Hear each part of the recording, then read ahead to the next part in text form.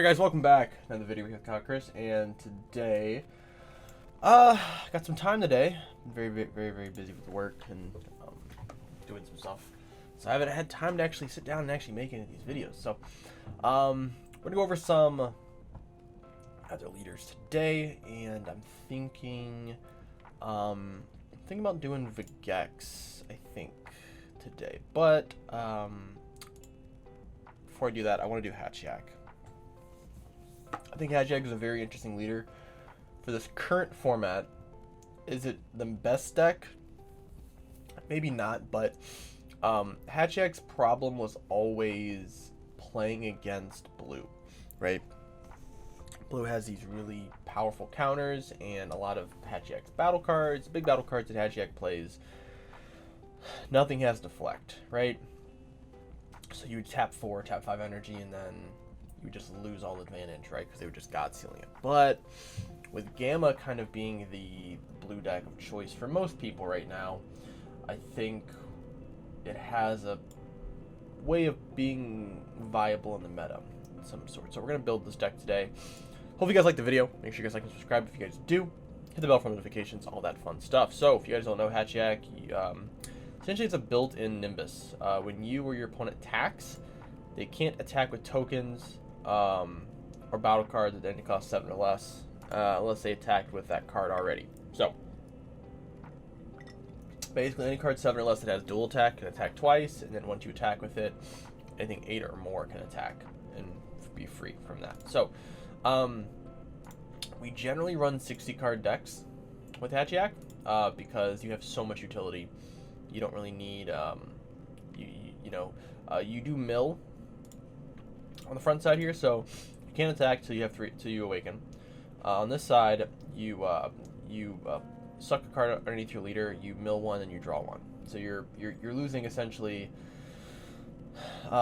access to about 6 cards, and those cards are obviously going to be completely random.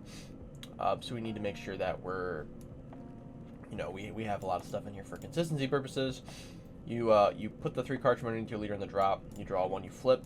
This side, you draw. When you attack, you gain 5k. That's it. The effect itself, though, being able to just like stop your opponents from attacking with multiple battle cards, is very good. So we're going to build this deck here, and it's just gonna be mainly black cards. It's probably what you're probably gonna see in this deck. So secret rare. Secret rare. We're gonna use brainwash. Actually, no, we're not gonna use brainwash. We're gonna use I think black smoke is the proper secret for the deck, because this deck goes really late game. Using this as your mill target, just being able to just kill your opponent just through mill, is very powerful. Also, being able to just kind of remove resources on board, it's probably gonna be the best secret rare for the deck. All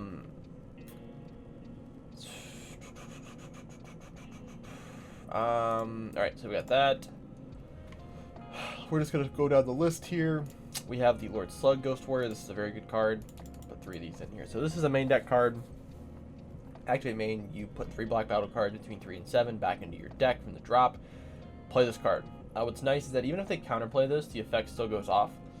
So when you reveal this card, you activate main. They can bottom deck it. They can send it to the drop. They can warp it. They can Cold Bloodlust, whatever. The card effect is still going to go off regardless, because all of this happens before the card's played. Second effect, though, is you put this card in the drop and you warp one of your opponent's battle cards higher energy cost than their current energy. Since most people cheat out battle cards, you can cheat this card out very quickly and then just remove something on board. It's very powerful. So we're going to run 3 of those. We're going to do... Sorry if I'm a little nasally today. My allergies have been acting up. So we're going to do 4 Adventure Begins. This is kind of your early game defense, being able to search out a 4-star ball. I think that's how you do it. Yep. So if we gotta do 4-star ball, we can do 3 4-star balls. Give your leader 5k or a battle card. Doesn't work for unisons because this came out before unisons were a thing. But the idea is that you play this turn 1. You search out a ball. You also can shuffle your deck, see what's in your deck. Grab a ball. Your opponent swings 10k. Boop. You combo a ball. You comboed out, and then you just add it back to your hand. You didn't lose any card advantage. It's a very good strat. It's It's used in a lot of different decks I've seen. It's not great in a lot of decks. It's good, but it's not great. This deck, it works perfectly well. So from there, let's go through the gates. So we're gonna do 4 Oceanus. Obviously, since we're playing kind of a mill strategy, having the 4 Oceanus in there is great. Also, just forces your opponent to have a response for it. We're gonna do Petrification. We'll do 3 Petrification. Great against stopping almost everything. It's a great card.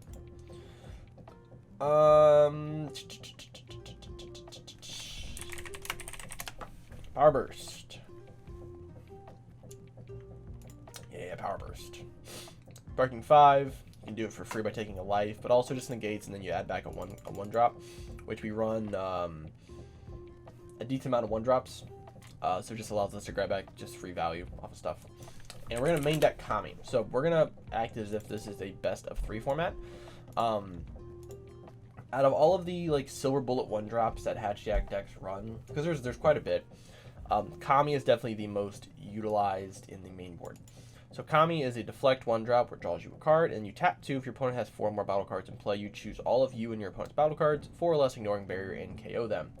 One of the biggest gripes or issues with this deck is dealing with your opponent just going to play stuff out, right? They're going to play cards out, keep combo power on board, get effects, and this just allows you to remove their entire board. Especially decks like Trunks Vegeta, being able to just remove their board. This card's better in the main deck. So essentially with Hatchiac, and this is something you need to keep in mind if you're playing Hatchiac, is you build this deck as a best of 1 deck. Even if you're playing best of 3, you build this to win best of 1, because so this deck is a very drawn out games when you play Hatchiac, or if you're playing against Hatchiac. As a Hatchiac player, your job is kind of like if you're playing chess. So think of it this way. So in chess, there is a clock that you have where whenever you done making your move, you hit the clock, and each player gets a particular amount of time in order to move. And once their time runs all the way out, they lose, right? And generally in chess, you're gonna make moves really quickly and then pass, kind of thing, right? In Hatchiac, you want to kind of do the same thing. You want to put all of the time restrictions on your opponent for most of the game. You want to force them to play faster or force them to take more time, because both of those actually help you out. If they take more time, then on your turn you can take more time, and it's not like slow playing, but it's calculated stuff, right? If they're playing faster, most players can't play very fast and correctly, because they make a lot of mistakes. So being able to force your opponent to play faster is a good thing. Also, if they're slowing the game down, because this deck is just incredibly difficult to kill, it ends up working in your favor too, because then you're playing towards the clock. So when I play Hatchiac, I am probably, if I'm playing Hatchiac and I'm playing against somebody, I'm probably the faster player out of the two of us. I can play this deck very quickly, and doing it with where there's not a lot of mistakes. A lot of your actions, you're not really doing a lot the first few turns, so you're just passing, and you're kind of putting the ownership on them to do something. But then as you get later into the game, you should be able to plan out your turns before your opponent even passes. So you're taking maybe 20 to 30 seconds per turn. And obviously that's like you making moves, not your opponent like, negating or comboing or doing different things on your turn, right? Alright, so Kami. We got Kami now. Let's look through. Oh, actually, I know what card we need.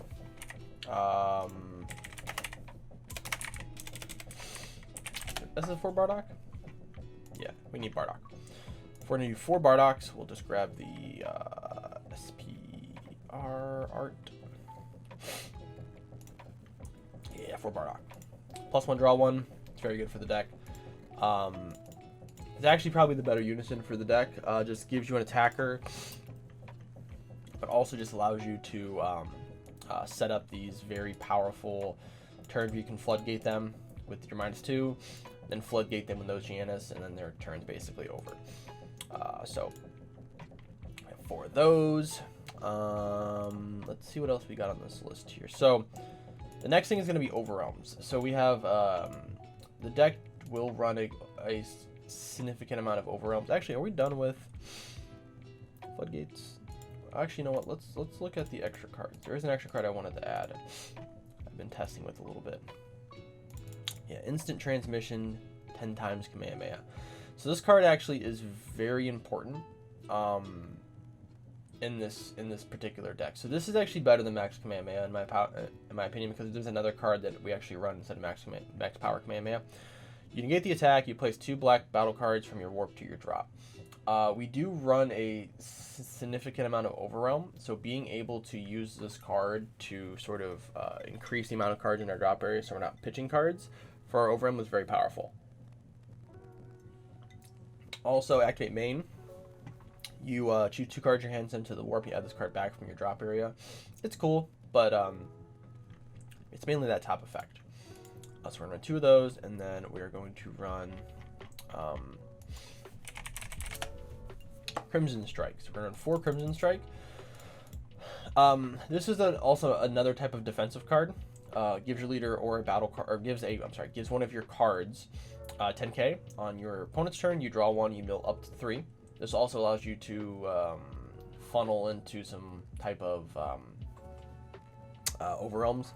On your turn, you give 10k and you warp something higher than your opponent's energy cost. So this is just a way for us to be able to swing into something, and then tack this on top of it, warp something, and then we just remove a target on board. And there's one more card we're going to run in the main board, which is going to be Negative Energy Charge. So this card's really cool in this deck. Negate the attack, then add 1 Dragon Ball from your drop area to your hand. It's very powerful. So we get to add a Dragon Ball back, which is very, very cool. Second effect, however, is we can warp 7, and we tap 4, and we play Smoke Dragon from our hand. It's pretty cool. Or our deck. So it's a very interesting way of being able to play out your Smoke Dragons. You're only tapping 4 for smoke instead of 5, which in Hatchiac, later on in the game, you're probably not going to play this till like turn 6, turn 7, if not later, or energy-wise. So, but just having this available is very good. So we're going to put in 3 for now. Very extra card heavy in this current. Then we may end up cutting this at some point. Now, so we need some Overwhelm. So we're going to do Demigra. Kind of the staple for this deck. Tap 2, warp something on board, draw a card. When every time this card swings, your opponent warps a card from their hand. Very powerful card. Run that. We're going to run Super Saiyan 3 Vegeta, because we need targets for our Gogeta. This warps something, ignoring barrier, and also draws you a card. So we're going to add 3 of those. And then we're going to do SS4 Gogeta. We're going to do 2 Thwarting the Dark Empires. This card's very good into every matchup other than yellow and blue. Against yellow, it can put in a lot of work, but it's you have to, like against Trunks Vegeta, you have to play around playing this guy first, and also playing it for a skill. So you got to like overwhelm or do something and then play this card. You have to find a way of doing it like successfully. So finding that trigger is kind of strange. So got that. Let's do Son Goku making an entrance. This is the 1-drop negate. Yeah, this guy here. 1-drop negate. Actually, you know what? I actually don't think it's necessary. I think we do need to run it. Put it into the 3-0 for now. We'll end up probably cutting it. And then we have Saiyan Transcendence here, which is a good card. We're going to put one of these guys in. This guy's cool. You can evolve on top of the 1-drop. And then it's a 25k double strike. But we mainly use it to put back battle cards into our warp. So I may end up actually just cutting all of that. Not even using that. But I mean, you can recycle with Power Burst, so it's kind of good.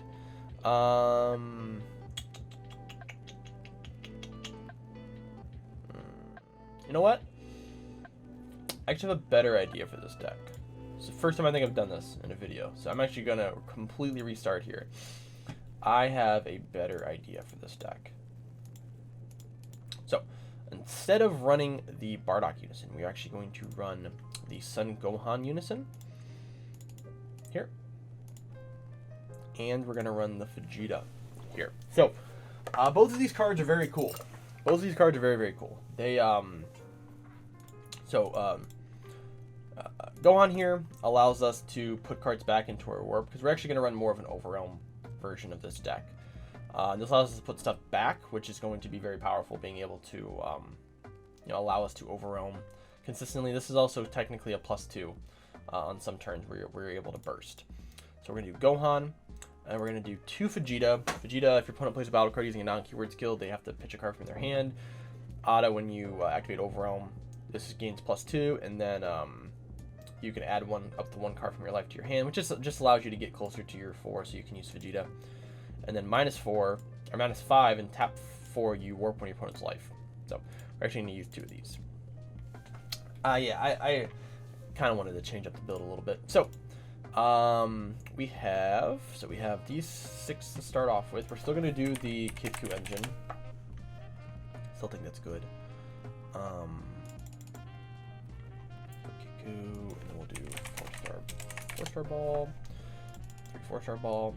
Now here we can do Son Goku making an entrance. We can run 4 Son Goku making an entrance. For these, 2 of the Gokus, and then we will run the Vegeta Super Combo, because we're running the 5-drop. Actually, do we even need Vegeta?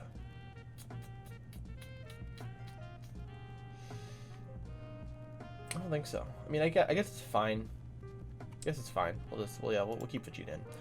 We are going to run 2 Kingdom Lost. This card's amazing. Any black deck right now should be playing this card. It's having barrier and double strike, and then warping something from your opponent's hand or from the field is very powerful. Also having kind of a deadly defender effect. Forces your opponent to attack into it at least once. We'll do 2. Also, a lot of the cards you'll see, like utility-wise in this deck, all are between that 3 and 7 energy, which meaning you can use the Ghost Warriors to bottom deck them. So that way you can just replenish your cards. So we're going to use 3 Lord Slug. Alright, so now, yes, this is a little bit better here. So we're going to go into Overrealm. There we go. Skill type. Alright, so we have Overrealm and Dark Overrealm. You guys don't know the difference. Dark Overrealm, you have to have a specific number of black cards.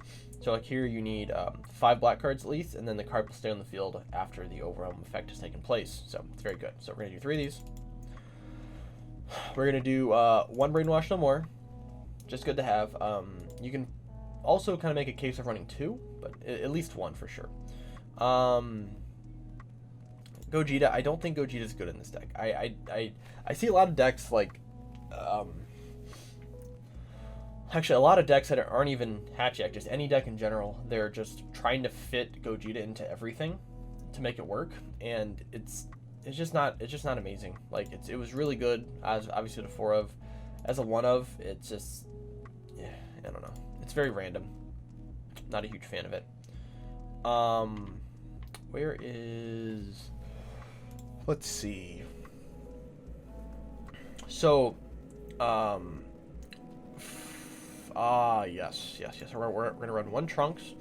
This is just in case you mill your secret rare, so we can get our secret rare back. That's the only, like, you also can use it to grab back your super, like a super combo, but you mainly want to use it for your secret rare. So we just run 1 of this guy. This card here, it's gonna be a 4 of. So this is the main reason why I'm building this deck for the meta, is because there are very few cards in the game that punish you as hard as this card does when it comes down. So this Bardock card here, Combat Instincts, is never seen play ever, and it's a tragedy because for one, it's one of the best looking. I have the cards next to me somewhere. Right, this is one of the best looking cards you'll see, like just like printed in SPR form.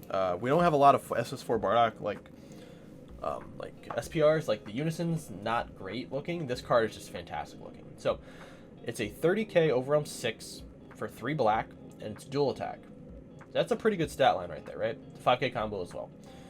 Auto, when this card is played using Overwhelm, choose 2 cards in your opponent's hand, and send them to the warp. What's important about this is that you get to choose up to 2. Obviously, you're going to choose 2, right? But the fact that you get to choose is incredibly powerful.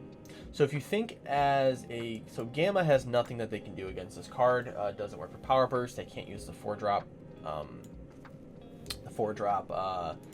18 to bottom deck this. There's not much they can do for it, right?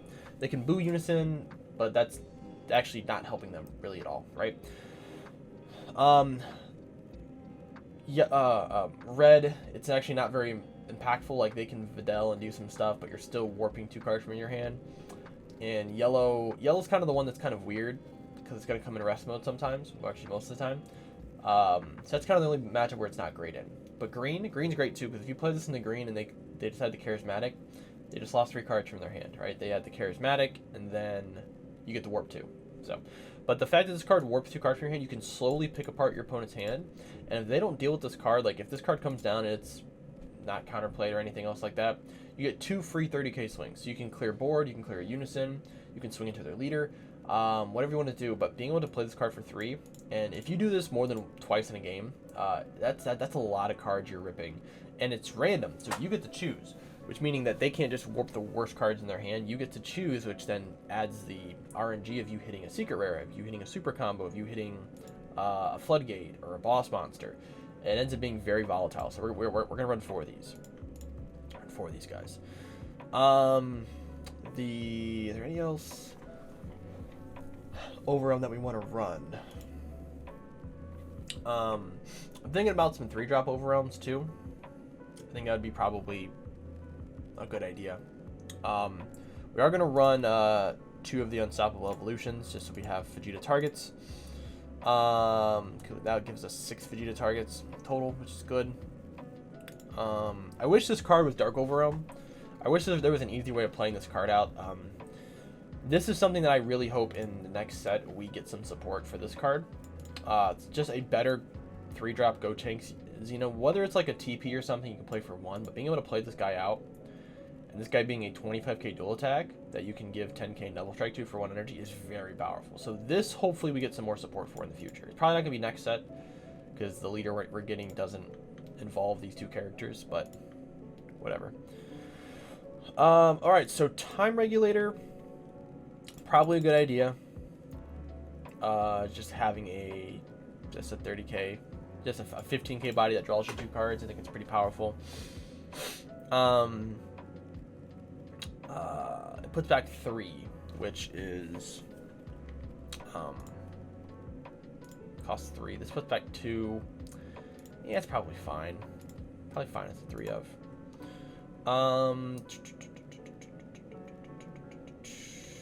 Do this brainwash some more, because the other one's ugly.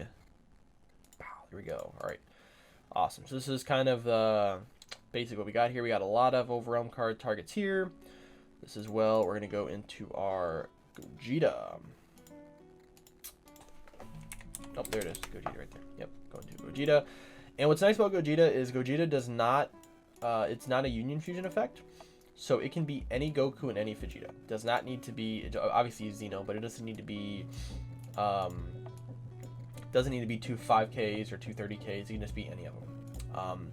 Also, you can choose from your battle area too. So because we have the Negate Goku, this guy, you can have this on your battle area and this in your drop, or this in your drop, or whatever, and then you can play out the 8-drop still.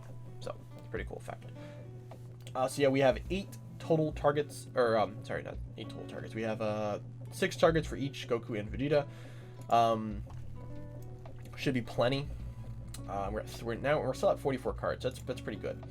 So we're gonna do Power Burst. Obviously 4 Power Burst. That part of this deck is not changing. 4 Power Burst. 4 Giannis. I'll do 2 Petrification, and then what else did I have? Oh yeah, 2 Kami. 2 Kami in the main board. Perfect. So we're at 56 cards. So we got 4 slots left. So one card that I think is very good in the main deck, this will help you out a lot, is going to be the 4-drop Sin. This card just terrorizes blue decks. Blue can't do anything about this card. Card's incredible. Probably at least a 2 of. We have enough cards. We can start putting stuff back into our warp. I think another cool card actually is going to be the Super Saiyan God Trunks, because we can just play this card out and then swing twice, put stuff back. It's pretty cool. Also, just gives us a play from the warp, since we're going to be putting stuff into our warp. Seems pretty good. Obviously, we need a secret rare, so I do got to cut a slot here. We may end up just cutting this card down. I think so. And we'll just cut that completely. Yeah. Now this version of the deck, we're not going to run Smoke Dragon. Although I do think if you're running the mill strategy, that's going to be a better card. But we're going to play Brainwash, because it's a 50k double strike. It just gives us an out, so it just allows us to be really, really aggressive. Being able to swing in with like Demigra, Gogeta, and this on the same turn is a lot of pressure. Or, you know, King Vegeta or whatever it is. Bardock. You have Bardock, Gogeta, Supreme Kai. Like, you have a lot of different pressure pieces that you can do. So I think it's pretty good. And now we probably just need to add another card for consistency purposes, right? Trying to think here. Let's do 4 Lord Slug. Yeah, let's do 4 Lord Slug. That way we see it. Now the side deck. So side deck. So we have Dende. Dende comes in for the Gamma matchup. You play this against Gamma. You should just win. Should not be. Should be pretty easy to just beat Gamma after you play this card. Not Magic Board. We'll do Jiren. Survival of the Fittest, obviously, for the matchups where your opponent is playing Turning the Tide. It's pretty helpful. We'll do the Instant Transmission Kamehameha. I think this is a good card as well. Burning Slash, I think that's what it's called. This guy. So against yellow decks, you decide this card in. Your opponent cannot cooler this card. This card's skills cannot be negated in any area. So a lot of colors have this card. You decide it in against yellow. Probably take out. Realistically, you could probably take out Petrification. Just side this in, and then on your opponent's turn, when they decide to like commit and they have 3 energy up, you just Burning Slash, and then they'll go, all right, cooler, and you go, okay, that's fine. You can draw, but you can't negate this card's skill, so it still negates the attack. So it's pretty good. We can do 2 Fu, Man on the Mission. That's what it's called, right? Man on. What's that card called? Yeah, Mission Accomplished. Yeah, this guy here. So you tap 2, you remove it from the drop, add back a 7 or less to your hand. It's pretty cool. Now this will be kind of interesting. So because we are running Trunkses and Vegetas, we can actually run the Vegex stuff, and more importantly, we can run this card here. So this card we can play out, and your opponent can't attack with 15Ks or more unless they attack this card. So anything that's bigger than 15K has to attack this card first. Giving you kind of a like a floodgate effect, or like a deadly defender effect. This card's very, very good. So we have the Trunkses, we have Trunks here, we have Trunks here, and we have the Trunks here, and we have the Vegetas, we have this, and this also allows us to, because what happens is it puts the card underneath it from the warp. So when this card dies, all of those cards then go to the drop area, which is then just you're adding 2 cards back to your drop area for later on. So it just allows you to kind of replenish for Overwhelm almost a little bit. We have 1 more card, which we'll just probably add something for consistency up here. Probably a Petrification. Probably the best one to do. Yeah, that's good there. So, yeah, the other Hatchhyack list I started building at the beginning. It's more of a mill strategy. I think we've seen that done a little bit, but I wanted to change it up a little bit to try out the Overwhelm stuff. I think the Overwhelm stuff actually is very good. You have to play test it with it a little bit, obviously, though, because there's this deck obviously is pretty heavy with sequencing, anyways. But sequencing your Overwhelm to make sure that you're doing the right Overwhelm is very very, very, very, very good. The problem with this deck is you are getting a little bit of a less swings out of your unison for the most part. What's nice is that your unison only costs 1 instead of the 2 from Bardock. We're not drawing so the thing is you're drawing, but maybe not as much, because we have the Trunks, which is going to draw us 2. We have Demigra, which is going to draw us 1. So you're kind of drawing a little bit less. So that's where you kind of have to figure it out. Yeah, it's weird. It's a weird strategy. You also we could do this before I get off here. Why don't we do this? So we're gonna take this down to 1. Take this down to 1. I'm trying to think here. I have an idea. So we'll take 1 ball out. Take down the 2. All right, perfect. So Supreme Kai negate. Just to have it in the deck. I think it's kind of bad to not run it. And then we're going to use the drop area Majin Buu. This guy. So this guy, you can pitch it. You warp it, and then you at the end of the turn you pitch 1 and you draw 1. Or you draw 2. Sorry, you pitch 1 and you draw 2. So what happens is when you have the Gohan on the board, right? So you have this in your drop. You like overwhelm Trunks or do something, right? And actually, you know what? Realistically, we can actually run. So actually, here's what we're gonna do. I have a little bit of a better idea here. So we're actually gonna side the Vegetas. Side the Vegeta. And then we're gonna main deck Beyond All Limits. Yeah, Beyond All Limits. Just allowing us to grab back on anything. I think it's good to have the overarm there. So we need 1 more card on the side. We'll bump up the Vegex to 3. Perfect. Perfect. Okay. So yep. All right. So you have this effect where you so like you use your Trunks, you overwhelm, draw 2, warp 1, right? Then you can uptick on this to put this back into your drop area, and then you can +1, and then at the end of the turn it goes to the warp, and then you pitch 1, draw 2, right? Or you can just at the beginning of the turn you can tap 1, and then use this effect later on to add it back to the drop, and then you will just drop 1 and draw 2, and then you can just do it next turn. And then you can keep recycling this and using the Gohan engine to just keep bouncing this Majin Buu back from the warp to the drop, and you can kind of cycle through your deck that way a little bit. Yeah, this is actually a little bit better. Hatchiac decks are always weird to build, just because there's so many things you could do with it. But yeah, I think this is a pretty interesting list. So that's the main board here.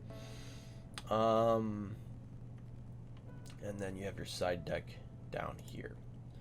So hopefully you guys enjoyed the video. Like I said, I kind of made a little bit of an impromptu call there in the middle, just because I wanted to try out this build here a little bit. I wanted to show people off kind of the more of the overwhelm build, because there's like 3 or 4 Hatchhyack builds that I've been toying around with, just because I love this leader.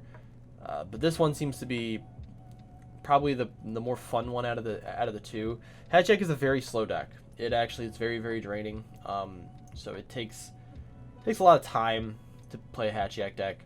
It takes a lot of energy, and it is kind of draining at a lot of the time to play this deck. So it's play it at your own risk, I should say. It's not fun to play test against. It's definitely a fun deck to play if you're going to a big event and you know how to play the deck, because it is draining for the other person to play against it too, which is very fun. So this is your side deck down here, the main deck, and I hope you guys enjoyed the video. Make sure you guys like and subscribe, hit the bell for notifications. Let me know what list you want to see me work on in the future, and I should have a poll up here pretty soon for the it's weird, I don't know why that's there. Cool. I will put a poll up for the next fan choice deck that we'll be doing. It probably will come out the day of this video actually dropping, which should be Monday. So look out for that on the community page, and I will see you guys in the next video. Take care.